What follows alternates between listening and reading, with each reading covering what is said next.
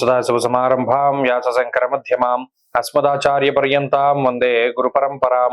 జ్యోతిష్ శాస్త్రాన్ని భావితరాల వారికి ప్రసాదించిన ఋషుల యొక్క పాదపద్మాలకి నమస్కారం చేసుకుంటూ, అలాగే నాకు ఈ జ్యోతిష విద్యను నేర్పిన గురువర్యులు జ్యోతిష బ్రహ్మ కీర్తిశేషులు శ్రీ ఏనంకి సూర్యనారాయణ మూర్తి గారు, సూర్యశ్రీ దేవజ్ఞ గారి యొక్క పాదపద్మాలకి నమస్కారం చేసుకుంటూ, ఓం శ్రీ మహాగణాధిపతి నమః, శ్రీ గురుభ్యో నమః, హరి ఓం.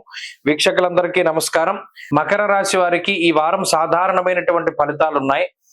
ఒక చెడు ఫలితాన్ని ఇచ్చేటువంటి గ్రహం మారింది. అర్ధాష్టమ రవి యొక్క దోషం పోయింది. అయితే గురుబలం తగ్గిపోయింది. పంచమ స్థాన స్థిత గురుడు ఇప్పుడు 6వ స్థానంలోకి వెళ్ళిపోయారు. అంటే గురుబలం లేకపోవడం అనేటువంటిది సమస్య అయినప్పటికీ దానికి సమానంగా శనేశ్వరుని యొక్క బలం ఉన్నది, చతుర్థ స్థానమందు బుధ బలం ఉన్నది, చంద్ర బలం ఉన్నది. ఈ 3 గ్రహాలు కూడా ఈ వారంలో బలంగా ఉన్నాయి.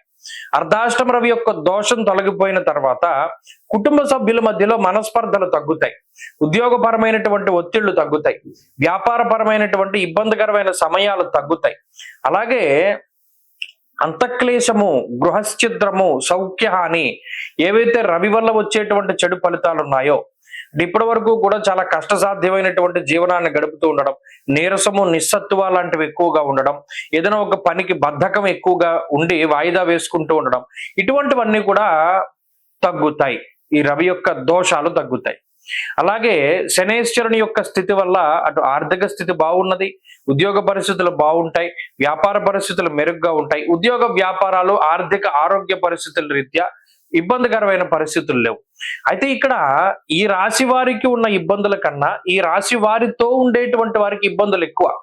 మీరు గమనించండి, బంధువులకో లేదా కుటుంబ సభ్యులకో లేదా మీకు ఇష్టమైనటువంటి వారికో ఉండేటువంటి సమస్యలను మీ సమస్యలుగా తీసుకుని మీ పని చేయడం మానేసి వారి పనులు చేస్తూ కొంత వారి యొక్క ప్రాబ్లమ్స్ ని మీవిగా తీసుకుని కొంత ఇబ్బంది పడుతూ ఉంటారు. ఇది మకర రాశి వారికి సర్వసాధారణమైన విషయం.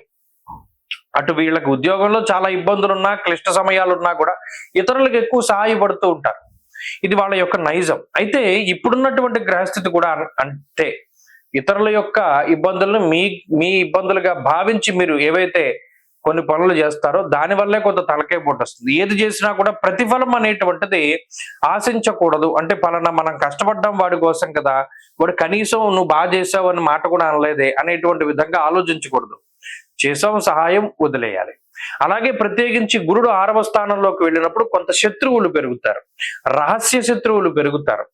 అది మనకు తెలియకుండానే మన చుట్టూ ఉండే మన రహస్యాలను వాళ్ళు తీసుకుంటూ, మన వీక్నెస్, మన నెగిటివ్స్ ని వాళ్ళు పసిగట్టి ఎప్పటికైనా సరే మన మీద యుద్ధం చేయడానికి ప్రయత్నం చేస్తారు. కాబట్టి ఎవరితో మాట్లాడినా చాలా జాగ్రత్తగా మాట్లాడుతూ ఉండాలి. ఈ విషయాలను మాత్రం ఈ వారంలో ప్రధానంగా గుర్తుపెట్టుకోవాలి. ఈ వారం మిగతా పరిస్థితులన్నీ కూడా చాలా బాగున్నాయి. మరిన్ని మంచి ఫలితాల కోసం దక్షిణామూర్తి యొక్క ఆరాధన చేస్తూ ఉండడం చెప్పదగినటువంటి సూచన. ఈ వారంలో కలిసి వచ్చేటువంటి రోజు శనివారంగా చెప్పవచ్చును. అదృష్ట సంఖ్య 8, అదృష్ట వర్ణము నీలము. తదుపరి కుంభరాశి.